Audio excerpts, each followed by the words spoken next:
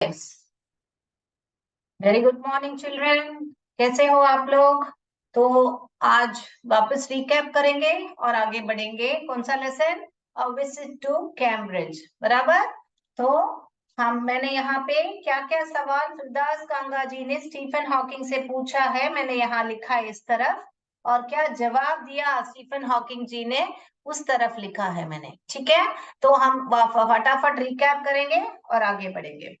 तो हमने पढ़ा था, a lot of people think that disabled people are chronically unhappy। फिरदास कांगा जी ने पूछा था उनसे, आपको क्या लगता है, बहुत लोग सोचते हैं कि डिसेबल्ड लोग, जो विकलांग लोग होते हैं, वह नाखुश रहते हैं। क्रॉनिकली अनहैप्पी, बहुत लंबे समय तक नाखुश रहते हैं, ऐसे करके पूछा था। उसके लिए उन्होंने क्या जवाब दिया?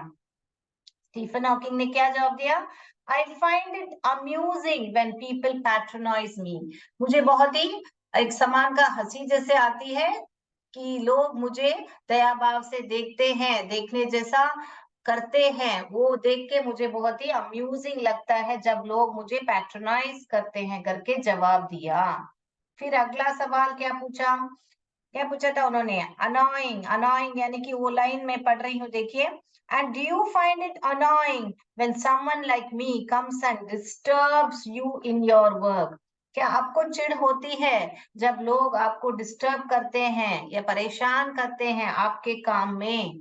ऐसे करते, मेरे जैसा लोग जब आपको आके आपके काम में परेशान करते हैं, ऐसे करके फिरदास कांगा जी ने स्टीफन हॉकिंग से पूछा। तो बहुत ही ईमानदारी से जवाब दिया, हाँ मुझे चिढ़ होती है, यस करके जवाब दिया। वो भी उनकी एक तरफा मुस्कुराहट के साथ उन्होंने वो जवाब दिया। उसके बाद में क्या पूछा था? What do you think is the best thing? What do you think is the best thing about being disabled? विकलांग होने का सबसे अच्छी बात क्या है, करके उन्होंने पूछा था। फिरदास कांगा जी ने, कुछ ऐसे अच्छी बात है क्या विकलांग होने की वजह से? बेस्ट थिंग करके आपको क्या लगता है कि विकलांग होने के बारे में सबसे अच्छी बात क्या है, करके सूरदास कांगा जी ने पूछा था। उसके लिए उन्होंने क्या जवाब दिया? I don't think there is anything good करके, मुझे नहीं लगता है कि विकलांग होने के बारे में कुछ भी अच्छा है, कुछ भी अच्छा है करके उन्होंने बोला था। ऐसा कुछ भी नहीं है कि कुछ अच्छा है। तो ऐसे बातचीत उन दोनों में हो रही थी। और इसके बीच के अंदर स्टीफन हॉकिंग जी के बारे में फिरदास कांगा जी वर्णन कर रहे हैं, वो भी हमने पढ़ा था कि उनका टॉर्सो कैसा था, उनकी आंख कैसी थी, उन्होंने क्या शर्ट पहनी थी, ऐसे हमने सब पढ़ा था। तो इतना डिटेल हम अभी नहीं जाएंगे क्योंकि लास्ट क्लास में हम कर चुके हैं। तो इधर आगे बढ़ेंगे, इतना तक हमने पढ़ा था। उन्होंने सवाल पूछा था और इसका अगला क्या बोला था? I don't think there is anything good, anything good करके बताया था। तो इसका जवाब फिरदास कांगा जी ने क्या दिया था जब इन्होंने बोला ऐसा कुछ अच्छी बात है नहीं करके? तो वो हम अभी लिखेंगे। ओके, तो ये सब जो सवाल है, इसका जवाब इन्होंने क्या दिया था? फिरदास कांगा जी ने क्या दिया था? क्या दिया था कि नहीं, काइंडनेस, कि हमको लोग कितने दयालु हैं वो हमको मालूम पड़ता है, दुनिया में कितनी दयालुता बची है करके हमको मालूम पड़ता है करके इसका जवाब उसने बताया था। तो इसका जवाब वापस उन्होंने दिया था कि यस, हाँ करके वापस इन्होंने काइंडनेस बताया, तो इन्होंने वापस उसका जवाब बोला था, यस बोला था। वो यहाँ पे बोला था, यस बोला था उन्होंने। मगर वो जब यस आई थी उनके कंप्यूटर से, वो जो आवाज आई थी, तो ये बोल रहे हैं कि मुझे मालूम नहीं पड़ा वो कैसा, वो या मेरे से सहमत थे या ऐसे ही बोल रहे थे, क्योंकि उसमें कुछ भाव नहीं था ना, वो तो कंप्यूटर बोल रहा था ना, स्टीफन हॉकिंग का कंप्यूटर बोल रहा था, तो कुछ भाव नहीं था, तो बोल रहे थे मुझे ऐसा कुछ मालूम नहीं पड़ा। तो वही वो लाइन है, yes he said it was a disadvantage of his voice synthesizer that it could convey no inflection, no shades, no tone. तो कोई विभक्ति नहीं थी, कोई रंग नहीं था, कोई रूप नहीं था, ऐसा करके कोई आवाज नहीं थी, तो उनका जो टोन नहीं था। तो ये जो है मुझे मालूम नहीं पड़ा कि वह मेरे से कितना सहमत है करके वो बोल रहे, how much he agreed with me, agreed with me करके बोल रहे हैं, ठीक है। Enthusiastically agreed with me mean कितने उत्साह से मेरे साथ वह सहमत थे। उतना तक ही हमने पढ़ा था, आपके पेज नंबर 24 है अभी, अभी रिकैप नहीं है, अभी हम पेज नंबर 24 में आगे पढ़ेंगे, अभी हम आगे पढ़ेंगे, ठीक है। ये रिकैप आपका खत्म हुआ। So every time, page number 24 निकालिए बच्चों, ऐसे पेज नंबर 24 निकालिए, वहां पे आपका फर्स्ट लाइन जो है ही अग्रीड विथ मी खत्म किया था, अभी मैं यहां से शुरू करें, एवरी टाइम।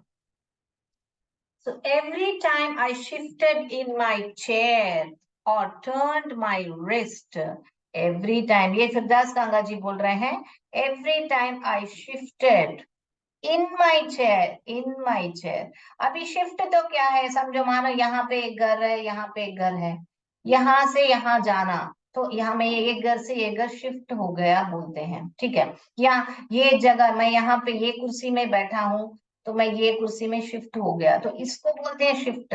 मगर यहाँ के क्या बोल रहे हैं, बढ़िए बराबर, शिफ्टेड इन माई चेयर, क्योंकि वो विकलांग है ना बच्चों, तो वो एक जगह से दूसरी जगह ना नहीं पाते, तो उनके चेयर में ही वो इधर से उधर थोड़ा हट हट के बैठ रहे हैं करके उसका मतलब है।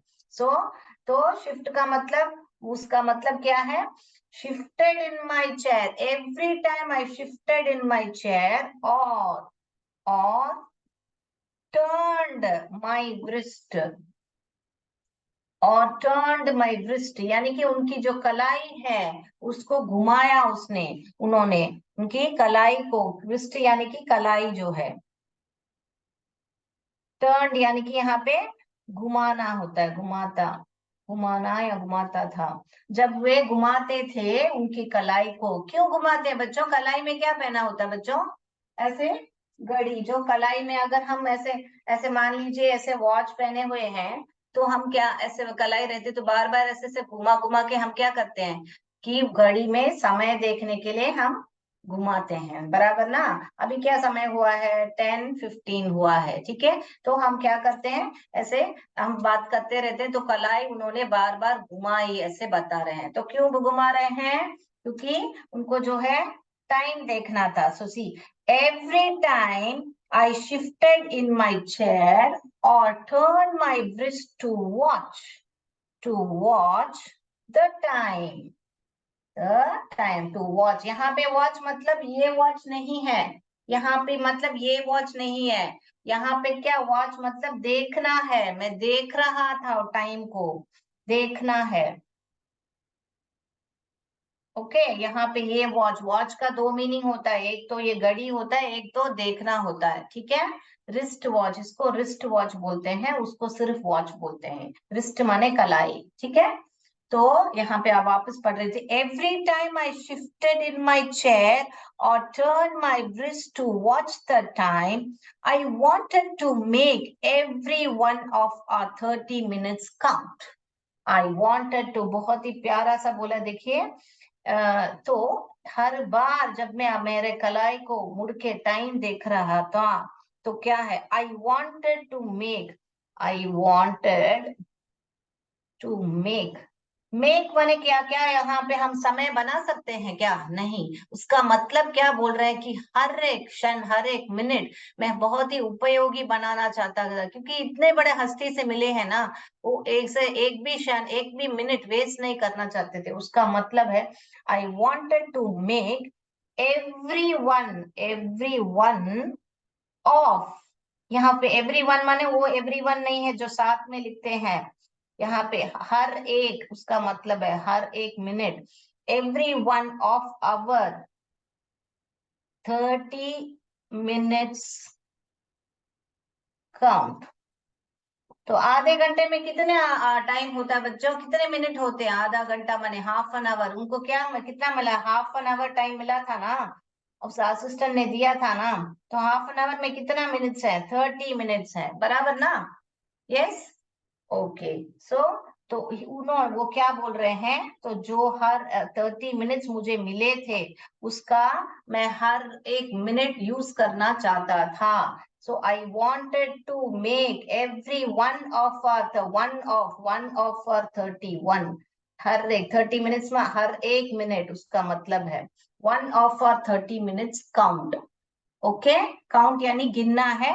तो मैं ऐसा हर बार समय देख देख के कुछ समय वेस्ट नहीं होकर के मैं देख रहा था, उसका मतलब है। ठीक है, तो आपको जो अगर लिखना है हिंदी का वर्ड तो लिख लीजिए ताकि मैं रफ करूं। टर्न्ड घुमाना, रिस्ट कलाई, वॉच।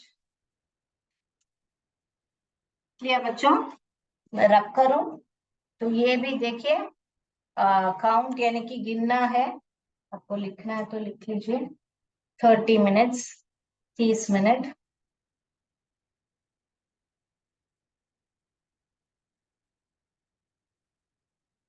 30 मिनट।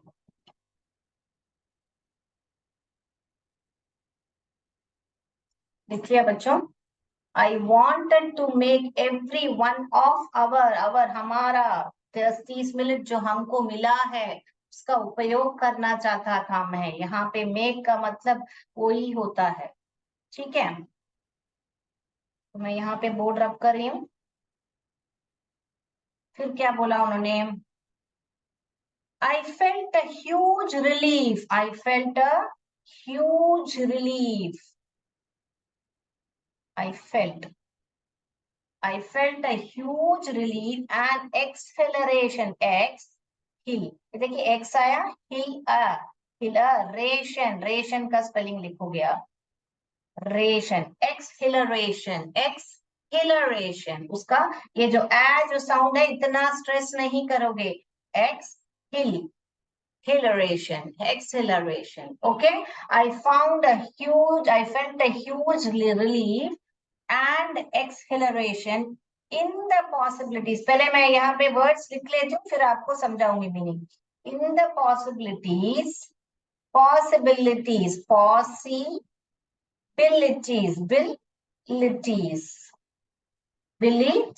पॉसिबिलिटीज। पॉसिबल का स्पेलिंग क्या है, ये पॉसिबल हो गया। अभी पॉसिबिलिटीज हमको लिखना है, इसलिए वहां पे हम ILITS यहाँ पे इलिटीज, इलिटीज ऐसे ऐड करें। ठीक है, possibilities। All right. So next, I felt a huge relief and exhilaration in the possibilities of my body, of my body। तो ये सब क्या वर्ड है बच्चों, तो ये रिलीफ, रिलीफ यानी कि बड़ी राहत होती है। अभी मीनिंग लिख लीजिए, फिर बाद में मैं आपको समझाऊंगी एक एक सेंटेंस का मीनिंग क्या होता है। बड़ी राहत, मुझे बहुत ही राहत महसूस हुआ। फेल्ट यानी कि महसूस हुआ, और एक्सेलरेशन यानी कि आनंद बोल सकते हो, या क्या बोलते हैं, हर्ष बोल सकते हो, यानी कि एक खुशी, खुशी होती है। सो या जिंदा दिली भी बोल सकते हो। ठीक है, सो आनंद, यहाँ हम लिखेंगे आनंद। पॉसिबिलिटीज यानी कि संभावना, ये देखिए संभावना, संभावनाओं, यहाँ पे एस है ना, पॉसिबिलिटीज, सो संभावनाओं। तो अभी इन माई बॉडी यानी कि शरीर, ये हो गया। अभी हमने मीनिंग्स तो लिख लिया।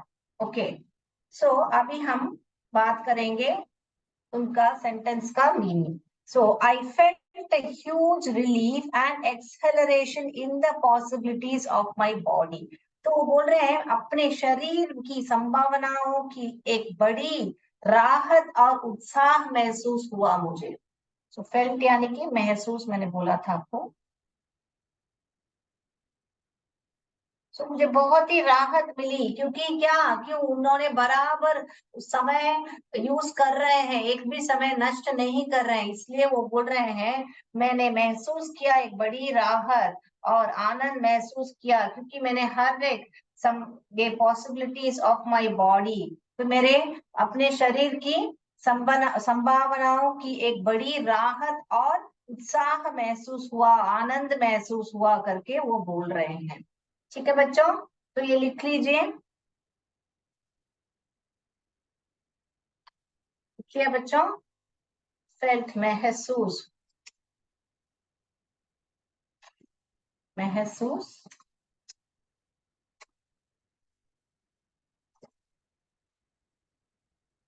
ओके। देन ह्यूज रिलीफ, बड़ी राहत, ओके। एक्सेलरेशन आनंद या उत्साह बोल सकते हो, हर्ष बोल सकते हो, एक्सेलरेशन। देन पॉसिबिलिटीज, संभावनाओं, ऑफ माई बॉडी, मेरे शरीर की। ठीक है, अगले लाइन पे जाएंगे। फिर क्या बता रहे हैं? How little it mattered then, that mattered, how little it mattered, mattered then, that I would never walk, I could never walk or even stand. उस समय में कोई मायने नहीं रखता था, कुछ भी मायने नहीं रखता था। मैटर्ड यानी कि मायने, कुछ मैटर्ड, लिटिल इट मैटर्ड कि मैं नहीं चल सकता था या चल सकता था या खड़ा हो सकता था, और इवन खड़ा। तो उसमें तो मैं सेंटेंस से बता रही हूँ, तब यह कितना कम मायने हुआ। लिटिल माने कम, यह कितना कम मायने रखता था कि मैं कभी चलूंगा या खड़ा भी नहीं हो सकूंगा। क्यों ये बता रहे हैं? क्योंकि मुझे इतनी खुशी मिली कि मेरी परेशानी सब मुझे कुछ मायने नहीं रखा कि मैं नहीं चल सकता हूँ या मैं खड़ा नहीं हो सकता हूँ। वो सब मुझे कुछ महसूस ही नहीं हुआ। मुझे सिर्फ इतनी खुशी मिली कि वो जो आधा घंटा मेरे को इतना अच्छा गया, और मैं इतना सीखने को मिला स्टीफन हॉकिंग से। इसलिए क्योंकि यहाँ पे पूरी बात जो आपके किताब में नहीं है, आपको और इस किताब के बारे में पढ़ना है। तो आखिर में दिया हुआ देखिए, हेवन ऑन व्हील्स, वो किताब में पूरा लिखा है। फिरदास कांगा जी ने स्टीफन हॉकिंग के बारे में की मुलाकात के बारे में लिखा है। ये तो सिर्फ एक भाग आपके बुक में दिया हुआ है, जो इम्पोर्टेंट चीजें हैं वो एक आपके बुक में, टेक्स्ट बुक में दिया हुआ है। इसलिए वो बोल रहे हैं उस समय इतना कम मैंने लगा मुझे कि मैं नहीं चल सकता हूँ या मैं नहीं खड़ा हो सकता हूँ करके, मुझे कम महसूस हुआ। ऐसे करके मायने ही नहीं लगा मुझे, वो इम्पोर्टेंट ही नहीं लगा। अपनी तकलीफ ही पूरे भूल गए थे कि वो इतना वो 30 मिनट इतना अच्छा गया करके। उनको बहुत ही राहत मिली और आनंद मिला, क्योंकि वो पूरा इस्तेमाल कर चुके थे वो 30 मिनट। उनके शरीर से वो जो जितना कर सके वो पूरा संभव पॉसिबिलिटीज कर दिया है करके बता रहे। ये लिख लीजिए बच्चों। तो अगला लाइन पे जाएंगे हम। लिटिल कम मैटर्ड, मायने, never walk, never even stand. चल नहीं सकता, नेवर माने न, चल नहीं सकता आएगा, वो अब कभी नहीं चल सकता, तो आप वो लिख लीजिए। ठीक है, अभी वापस क्या बोल रहे हैं? Next, I told him how he had been an inspiration. He had been an inspiration. इसको इंस्पिरेशन ऐसे नहीं पढ़ने का, inspiration, inspiration, inspiration, okay, inspiration. I told him how he had been an inspiration beyond cliche, beyond cliche। इसको सी है जी शे पढ़ने का, क्लीशे, क्लीशे कैसे पढ़ने का? क्लीके नहीं पढ़ने का। ये बहुत लोग क्या पढ़ते हैं, क्ली, और ये सी एच च है, क्लीच ए, क्लीच ए ऐसे पढ़ते हैं। ऐसा नहीं पढ़ने का, क्लीशे पढ़ने का। इसको कैसे प्रोनाउंस करते हैं? Cliché. So what is this? I told him how he had been an inspiration beyond cliche for me, and surely for others, and surely for others. So inspiration यानी कि क्या? प्रेरणा है। इंस्पिरेशन यानी कि क्या? प्रेरणा। अभी क्लीशे यानी कि कोई एक फ्रेज होता है जिसमें वो बताते हैं कि वो बहुत बार इस्तेमाल किया हुआ है, इसका मतलब क्या है, बहुत बार इस्तेमाल किया है। जैसे कि अभी मानो कि सब लोग आके इनको बोल रहे हैं आप मेरे लिए प्रेरणा हो, प्रेरणा हो, तो उनके लिए वो एक क्लीशे हो गया। क्लीशे यानी कि बहुत बार सुन चुके हैं, वही बार बार बार बार बार बोलने का, तो ऐसा बोलते हैं, तो उसको बोलते हैं क्लीशे। सो फॉर एग्जाम्पल मैं और एक बोलती हूँ, अभी मैं बोलती हूँ all that glitters is not gold। ऐसे करके मैं एक सेंटेंस आपको, ये सुना होगा, ये एक मशहूर प्रॉवर्ब है, जो भी चमकता है वो सोना नहीं रहता है करके, वो सोना नहीं है करके। आपने ये प्रॉवर्ब सुना होगा इंग्लिश में।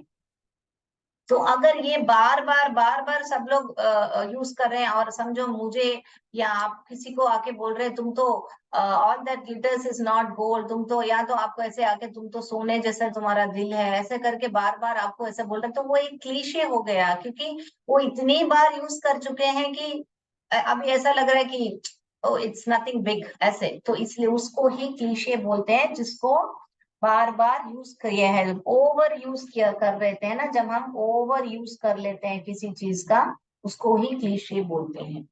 ठीक है बच्चों, तो मैंने उदाहरण के साथ भी आपको समझा दिया है कि ऐसे जब सेंटेंस होते हैं उसको क्लीशे, ऐसे जब फ्रेज होते हैं उसको ही क्लीशे बोलते हैं। सो तो इसका सेंटेंस हम देखेंगे आपके, श्योरली फॉर अदर्स यानी कि निश्चित रूप से दूसरों के लिए, निश्चित निश्चित रूप में दूसरों के लिए।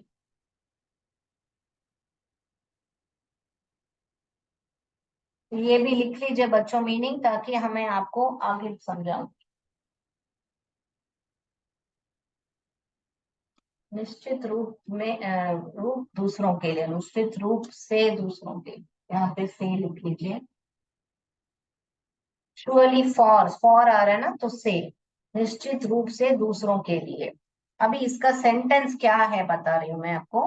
तो वो क्या बता रहे हैं कि I had told him how he had been an inspiration beyond cliche for me and surely for others। उस ऐसे बोल रहे हैं, तो मैंने उन्हें बताया था, I had told him माने क्या, बताया था, told यानी कि बताया था। तो I had told him, मैंने उन्हें बताया था कि कैसे वे मेरे लिए एक क्लीशे से परे एक प्रेरणा रहे। तो क्या है, क्लीशे से परे प्रेरणा, क्लीशे नहीं है मेरे लिए, आप सही में वाकई में मेरे लिए प्रेरणा हो करके, बियॉन्ड क्लीशे, बियॉन्ड, सो परे। तो एक क्लीशे से परे आप मेरे लिए सही में वाकई में, मैं जो बोल रहा हूँ वो आप क्या विश्वास कीजिए, जैसा वो सेंटेंस को बोल रहे हैं कि मैंने उन्हें बताया कि कैसे वह मेरे लिए क्लीशे से परे एक प्रेरणा रहे हैं, ऐसे करके बता रहे हैं।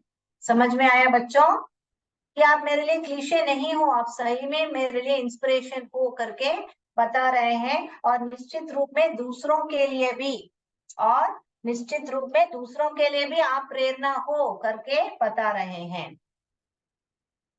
क्या बता रहे हैं, आप मेरे लिए प्रेरणा हो और दूसरों के लिए भी श्योरली, और श्योरली निश्चित रूप से दूसरों के लिए भी आप बहुत बड़ी प्रेरणा हो करके बता रहे हैं।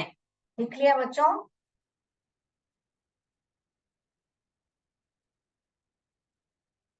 मैं रब कर रही हूँ बोर्ड। यस, प्रेरणा परे निश्चित रूप से दूसरों के लिए। तो did that thought help him, क्या वो जो मैं बोल रहा हूँ मेरा सोच जो है वो उस आपको मदद कर रही है क्या, ऐसे उनसे पूछा। क्या पूछा, inspiration beyond cliché for me and surely for others, did that thought, did that thought help him, क्या वह सोच, मेरी सोच उस उनको मदद की करके, सोच मदद। तो जब हम आपको सब प्रेरणा ऐसे सोच रहे हैं, आप हमारे लिए प्रेरणा है क्या, आपको उससे कुछ मदद मिलती है करके पूछ रहे हैं। फिर नो ही सेड, उन्होंने क्या जवाब दिया, अभी स्टीफन हॉकिंग, ये लिख लीजिए, सोच और मदद। ऐसे मैंने पूछा था उनको कि मैं आपसे प्रेरणा, आप में हमारे लिए और दूसरों के लिए प्रेरणा हो क्या, आपको उस सोच से आपको कुछ मदद मिलती है करके पूछ रहे हैं। नो ही सेड को तो उनके लिए क्या जवाब दिया उन्होंने, no. I thought how foolish I was to ask, फिर मैंने सोचा, ये स्टीफन हॉकिंग ने बोला नो, तो फिरदास कांगा जी ने बोला कि मैं कितना ही फूलिश था कि मैंने ये सवाल पूछा, कितना मूर्ख था कि मैंने ये सवाल पूछा करके। How foolish I was to ask when your, फिर ये बात foolish I was to ask करके है। अभी आगे बढ़े, टाइम समय हो गया है और 5 मिनट देखेंगे फिर।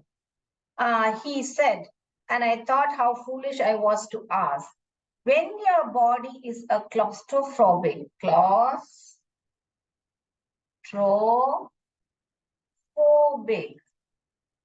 देखिए claustrophobic, claustrophobic ऐसे करते हैं। When your body is a claustrophobic room, यानी कि क्लास्ट्रोफोबिक रूम माने कि क्या, जो भी जो है बंद कमरा हो, बंद जगह या बंद बंद जगह या कमरा, जो जो भयभीत हो, जो उससे भय होता है आपको, बंद जगह का कमरा होता है, या का कमरा, यहाँ पे का कमरा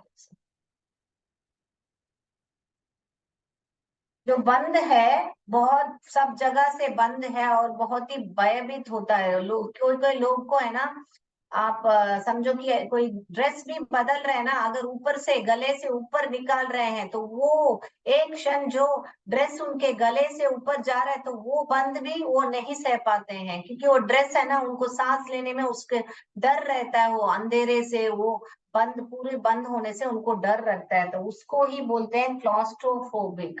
क्लॉस्ट्रोफोबिक, क्लॉस्ट्रोफोबिक, फोबिक। ये पी को एफ जैसे साउंड पढ़े, पी एच जब आता है उसको एफ का साउंड आप पढ़ोगे, फोबिक, फोबिक, क्लॉस्ट्रोफोबिक। सो बंद जगह का कमरा जो है वो है, तो क्या बोल रहे, जब आपका शरीर जो है, जब का बॉडी जो है, खुद बॉडी ही एक बंद कमरा जो है जैसे है, जिसकी walls and the walls are growing narrower and narrower, walls are growing narrower, और वॉल्स कैसे जा रहे हैं, नैरोअर, डे बाय डे। तो जो वॉल्स हैं, जो दीवार है, वो कैसे हैं, दीवार जो है वो दिन ब दिन संकरी होते जाते हैं, नैरो यानी कि संकरी, दिन बर दिन।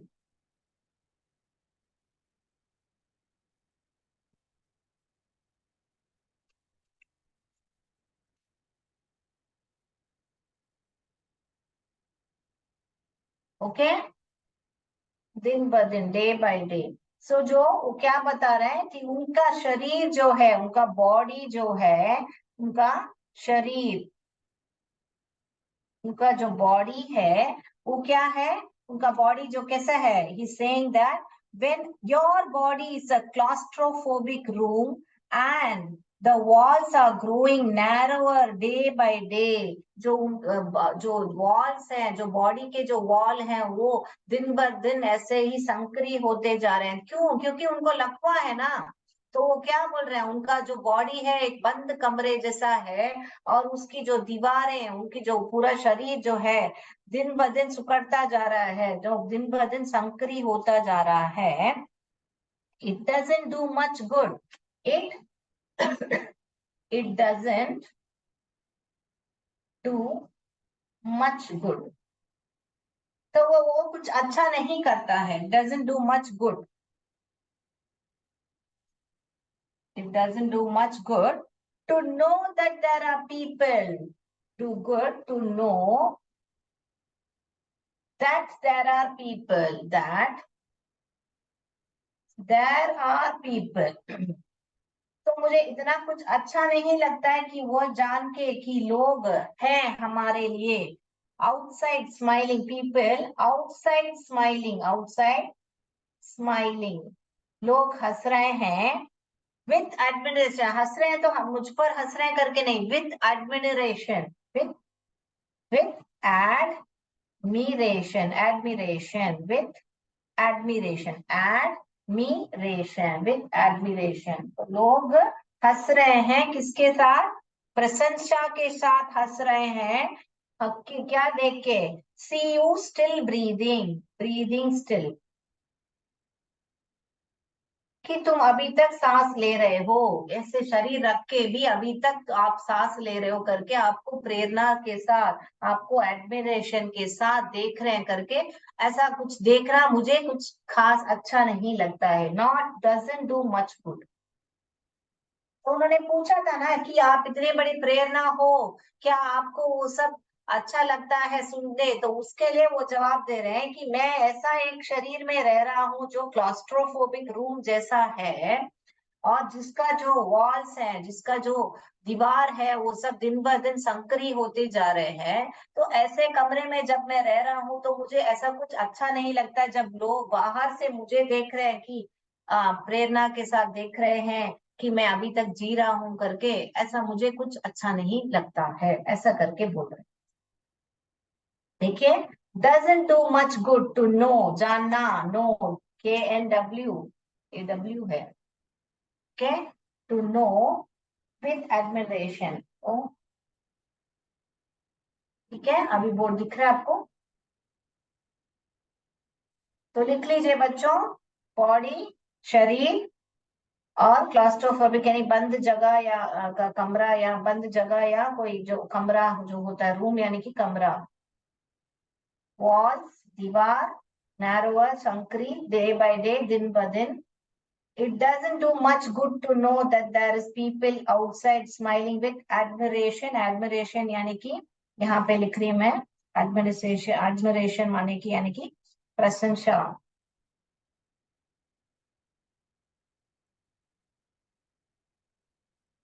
ब्रीदिंग यानी कि आप सांस ले रहे हो, यानी कि सांस ले रहे हो करके। अभी तक, स्टिल यानी कि अभी तक आप सांस ले रहे हो करके उसका मतलब है।